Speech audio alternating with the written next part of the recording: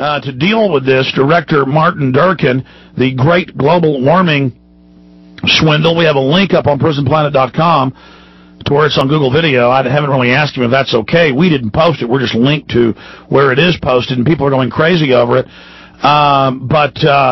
Again, I'm going to shut up, sir. Can you run through just where Al Gore lies, where he misrepresents, and just go over that for folks? Well, I think that one big image in Al Gore's film is saying that there was a big connection between CO2 and temperature in Earth's temperature history. But what he doesn't say is that the link is the wrong way round. The temperature rises, and then much later CO2 rises, and then the temperature falls, and then much later the CO2 level falls, and that's because the oceans are the biggest well of CO2 on Earth, and when you warm the oceans up, they emit carbon dioxide, and when you cool them down, they suck it back in. But it takes hundreds and hundreds of years to warm up the oceans and for the oceans to cool down. They've got a big memory, is what scientists call it, of temperature changes. And so when temperature changes, for some other reason, slowly the oceans warm up, and then you get more atmospheric CO2. But he doesn't mention that, and so the implication is from his film that CO2 has always been a climate driver, and that's patently not true. And it's simple. You've got all this plankton, all this plant life, and they like it when it's warm. Pardon me? And they like it when it's warm. They like it when it's warm, and you get more life across the board, more animal life. So the fish, the whales, the animal plankton, they all put out more carbon dioxide. It's just it's simple. How can they not? How does this fraud work?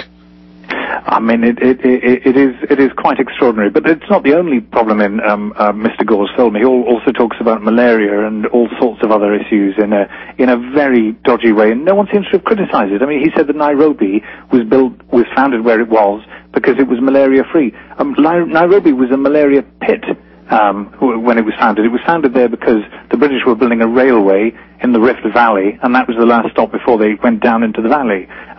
And they also, it's claimed also that malaria is going to creep up, further north from the tropics as the Earth warms. But in fact, the biggest malaria epidemic that we know of was in the Soviet Union in the 1920s and 30s and reached all the way up to the Arctic. Malaria mosquitoes thrive in cold temperatures. It's not true that they can't. And blaming Hurricane Katrina on global warming is just scandalously unscientific, but he gets away with it. Well, there was a hurricane in, 1900 that hit Galveston and killed 14,000 people? I mean, the hurricane, we went to interview your magnificent hurricane people down in Florida. In fact, we couldn't fit it into the program, but it was quite clear from what they're saying that it's simply not true that there's any correlation between sort of global temperatures and hurricane activity. In fact, according to another very good climatologist, an American climatologist, Dick Lindzen, as he describes in the program, in theory, if the Earth warms, you ought to get less of that, because the main thing that causes storms is the difference between the temperature in the tropics and the temperature at the poles. It's the hot and cold, yeah. That should become less.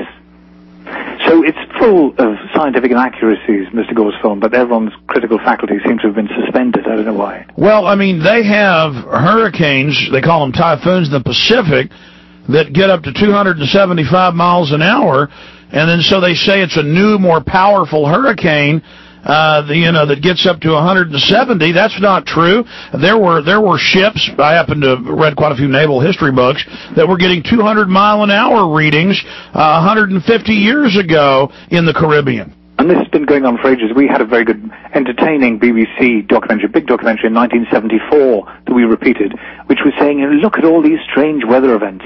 There must be something wrong. We're going to enter another ice age. There was the big global cooling scare in the 70s.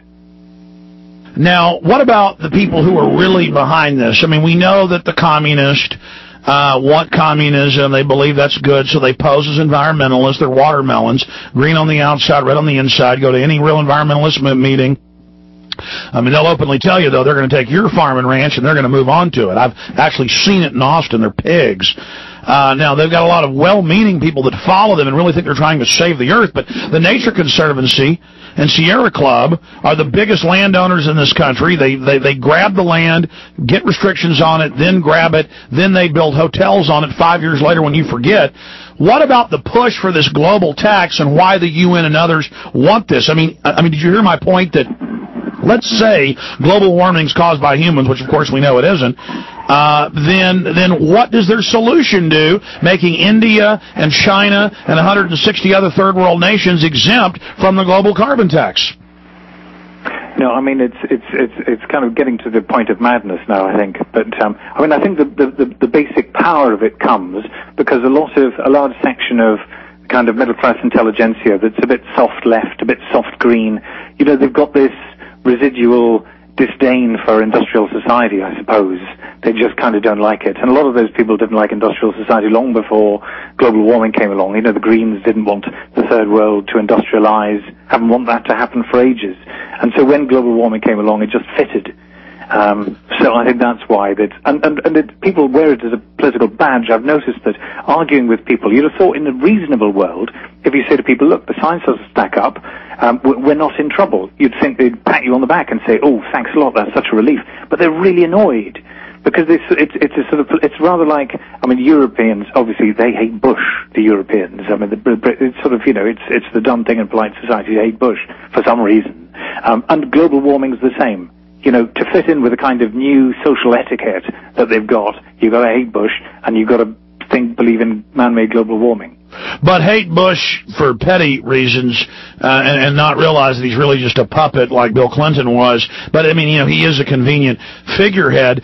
What about the Mr. Brown, supposed, you know, conservative, and he's saying we need a new world order, global government. I mean, this should be the organizing issue of human society, not making life better, not extending life, not increasing education, not decreasing war, not reaching to the stars, not new developments, not commerce, but the organizing principle is this global government to save us from the Chicken Little scenario. Once they've got the disaster scenario on their side, they can use it to do anything, really. Because once you say the world's going to end otherwise, you know, it's a really useful way to deny people ordinary liberties.